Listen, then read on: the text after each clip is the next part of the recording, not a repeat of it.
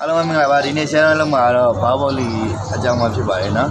ဘာဘောလီထဲမှာပါတဲ့ဘောတန်လေးဒီမှာတစ်လုံးဒီမှာတစ်လုံးဒီမှာတစ်လုံးသုံးလုံးပါပါတယ်ဒီမှာတော့တကားလေးပါဒါလေးရတော့ဘားလေးဖြစ်ပါတယ်နော်ဒီမှာဒီကလေးရတော့ဘားလေးဖြစ်ပါတယ်တောင်းနေစီရေဘားတွေပွင့်နေချိန်ပြန်စီပရက်ရှာတစ်ဖက်ထဲမတော့အောင်ကျွန်တော်တို့စီပရက်ရှာကိုနော်နှစ်ဖက်မြတ်တော့အောင်စီလန်းခွဲပြီးတဲ့ဘားဘောတန်လေးဖြစ်ပါတယ်ဒါတစ်ချမ်းပေါ့နော်ဒါတွင်းထဲမှာလည်းဒီမှာတစ်လုံးနှလုံးဒီမှာတကားတစ်ခုဒီမှာလည်းဘားလေးပေါ့လေဒါလည်းစီလန်းခွဲပြီးတဲ့ဟာလေးဖြစ်ပါတယ်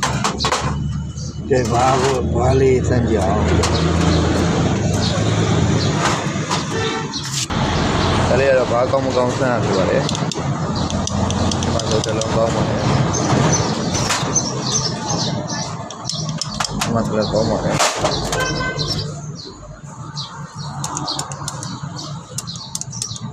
မလည်းကောင်းပါတယ်နော်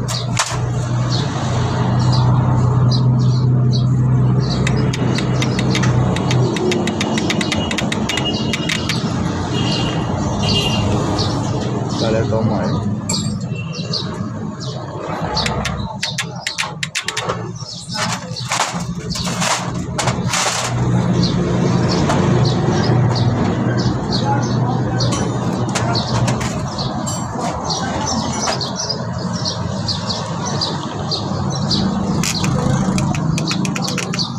ကောင်းပါတယ်နော်ဒီဘားရတော့အားလုံးကောင်းပါလေ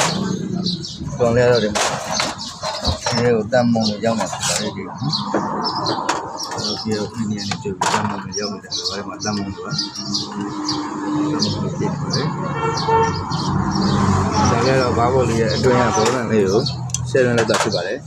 အားလုံးကျေးဇူးတင်ပါတယ်